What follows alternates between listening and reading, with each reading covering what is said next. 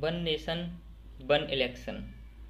मौजूदा सरकार ने कुछ दिनों पहले ये मुद्दा उठाया है और इसके लिए एक कमेटी का गठन भी कर दिया गया है, जिसके अध्यक्ष हमारे आदरणीय पूर्व राष्ट्रपति जी रामनाथ कोविंद जी को बनाया गया है।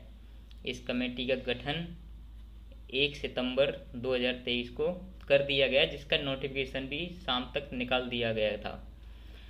तो वन नेशन वन इलेक्शन आखिर ये है क्या, और ये पहले कभी भारत में हुआ है या ये कोई नई चीज़ है, तो इसके बारे में थोड़ा बहुत बात करते हैं। तो ये कुछ नई बात नहीं है वन नेशन वन इलेक्शन, और ये 1952 में भी विधानसभा और लोकसभा दोनों इलेक्शन एक साथ हुए थे आज़ादी के बाद पहली बार 1952 में। तो विधानसभा और लोकसभा के चुनाव एक साथ हुए थे। उसी थ्योरी को लेकर मौजूदा भाजपा सरकार ने उसी थ्योरी को दोहराते हुए वन नेशन वन इलेक्शन की बात कही है। तो इसमें कुछ नया तो है नहीं कि अचानक से किसी ने नया नियम निकाला हो, ऐसा कुछ नहीं है। 1952 to 1967 one nation one election ही था। फिर उसके बाद धीरे धीरे राज्य सरकारें गिरती गईं और कई सारे ऐसे छोटे छोटे बाधाएं आती गई राज्यों में, जिससे कुछ राज्यों के चुनाव अलग होने लगे और लोकसभा चुनाव अलग हो गए। ये सब बाधाएं आती रहती हैं, जैसे मौजूदा सरकार गिर जाती है, दल बदल होता रहता है विधायकों का। ऐसे करके जैसे मध्य प्रदेश में 2020 में 5 साल सरकार नहीं चल पाई थी, कांग्रेस की 11 महीने में ही सरकार गिर गई थी। ऐसे विधानसभा के चुनाव जो होते हैं राज्यों के 5 साल के भीतर पहले भी उपचुनाव कराए जाते हैं। इसीलिए 1967 के बाद स्थितियां बदलती गईं और वन नेशन वन इलेक्शन की हमारी जो थ्योरी थी पहले, वो अचानक से बदलती गई और लोकसभा के चुनाव अलग सालों में होने लग गए और विधानसभा के चुनाव अलग सालों में होने लग गए। अब इसका विरोध तो काम बनता है विपक्षी पार्टियों का। अगर विपक्षी पार्टियां विरोध नहीं करेंगी तो विपक्ष की इस बात का करना भी चाहिए। पर विरोध क्यों करना, जब थ्योरी इतनी अच्छी है वन नेशन वन इलेक्शन का फ़ायदा क्या है? राज्य सरकार हो या केंद्र सरकार हो, जब भी कोई चुनाव आता है एक सीमा तक ये लोग खर्च करते हैं चुनाव प्रचार प्रसार में। वो प्रचार प्रसार का पैसा पार्टियां जो पार्टी फंड से रहता है उसमें कमी आएगी, क्योंकि बीजेपी सरकार वही मध्य प्रदेश के चुनाव में या उत्तर प्रदेश के चुनाव में या बिहार के चुनाव में वही पैसा अलग खर्च करेगी 2023 में। 2024 में फिर उनको इलेक्शन के और प्रचार के दौरान खर्च करना पड़ेगा। सभी पार्टियां, कांग्रेस भी मध्य प्रदेश या विधानसभा के चुनावों में 2023 में अलग खर्च करेगी चुनाव प्रचार प्रसार में, और 2024 के लोकसभा चुनाव में अलग खर्च करेगी। तो इसी थ्योरी को ध्यान में रखते हुए मौजूदा सरकार ने वन नेशन वन इलेक्शन का प्रस्ताव लेकर आए हैं, जो मेरे ख्याल से बहुत अच्छा प्रस्ताव है। क्योंकि इससे एक तो चुनाव के समय आचार संहिता लगती है, बहुत सारे सरकारी विभाग होते हैं जो अपना काम आचार संहिता में नहीं कर पाते हैं, जिससे आम जनमानस को भी दिक्कतों का सामना करना पड़ता है ना। और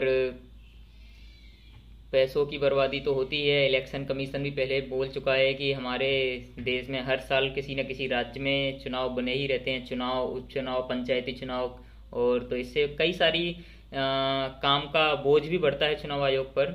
अगर एक देश में एक ही साल में चुनाव हो, हर 5 साल में एक ही चुनाव हो, तो इससे देश का राजस्व भी बचेगा, पार्टी फंड भी बचेगा, आम जनमानस का भी समय बचेगा। वोट डालने के लिए जाते हैं, 2023 में भी जाएंगे, 24 में भी जाएंगे, और इससे अच्छा 2024 में ही चलते हैं, है ना। तो समय की भी बचत है, पैसे की भी बचत है। तो मेरे ख्याल से बहुत अच्छा प्रस्ताव है one nation one election. Modi ji one one one में बहुत यकीन रखते हैं। वन रैंक वन पेंशन लेकर आए थे, वन नेशन वन इलेक्शन भी लेकर आए हैं। उनकी सारी स्कीमें मुझे बेहद पसंद आती हैं और अच्छा भी है, देश हित के लिए भी अच्छा है। इससे मोदी जी को क्या फ़ायदा मिलेगा? इससे मोदी जी को भी ये भी फ़ायदा मिलेगा आगे वाले 2024 के लोकसभा चुनाव में, कि मोदी जी सोचते हैं राजस्व कैसे बचाया जाए, देश का राजस्व कैसे सुरक्षित किया जाए, कैसे आम जनमानस को परेशानियों से बचाया जाए। तो ये सब चीज़ें फ़ायदा देती हैं चुनाव में। विपक्षी पार्टियों को क्या नुकसान है? तो विपक्षी पार्टियों को नुकसान वैसे तो नहीं होना चाहिए, क्योंकि जब भी वन नेशन वन इलेक्शन होगा तो उसमें एक ऐसी व्यवस्था की जाएगी कि चुनाव एक ही दिन है, एक ही समय है, मैं एक ही टाइम वोट डालने जाऊंगा, पर उस वोट डालने के लिए मुझे दो ऑप्शन दिए जाएंगे कि मैं विधानसभा के लिए अलग सरकार को चुन सकता हूँ और केंद्र सरकार के लिए अलग सरकार को चुन सकता हूँ।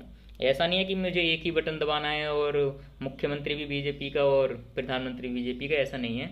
हम मुख्यमंत्री अलग चुन सकते हैं, प्रधानमंत्री अलग चुन सकते हैं, पर फिर भी नुकसान थोड़ा बहुत ये रहता है कि कुछ कुछ क्षेत्रीय जो पार्टियां रहती हैं उनको बहुत नुकसान झेलना पड़ जाएगा। कैसे झेलना पड़ जाएगा नुकसान? जैसे कि बिहार में लोग नीतीश कुमार को ज़्यादा वोट देते हैं मुख्यमंत्री के रूप में, और वहीं प्रधानमंत्री के वोट की बात की जाए तो भाजपा को पसंद करते हैं। दिल्ली वासी विधानसभा में हमेशा केजरीवाल को चुनते हैं, वहीं अगर पीएम चुनने की बात आती है तो मोदी जी को। ऐसे क्षेत्रीय पार्टी को थोड़े थोड़े नुकसान होते रहते हैं, तो क्षेत्रीय पार्टियों को नुकसान होते रहेंगे, लेकिन मेरे ख्याल से नहीं भी होना चाहिए, क्योंकि जब एक ही दिन भले ही इलेक्शन हो, विधानसभा के लिए दिल्ली वासी केजरीवाल को चुन लें और पीएम के लिए तो मोदी जी चुनते ही हैं, दिल्ली वासी भी, हम भी, सभी लोग। तो ऐसा कुछ नुकसान है नहीं। अच्छा प्रस्ताव है, पैसे की बचत है, समय की बचत है, मेरे हिसाब से पारित होना चाहिए, पर उतना आसान रहा है नहीं, क्योंकि विपक्षी पार्टियां आजकल एकजुट होकर I.N.I.D.A पर लंबा गठबंधन बनाकर कर रखे हैं, और इसके लिए संविधान संशोधन की भी आवश्यकता होगी। ऐसे नहीं कि एक आदेश ले आए और पारित हो गया, ऐसा तो नहीं कर सकते हैं। संविधान संशोधन होगा, पूरी प्रक्रिया का निर्वहन किया जाएगा और राज्यों की सरकार से भी मत लिए जाएंगे, तभी ये कानून प्रस्ताव होगा।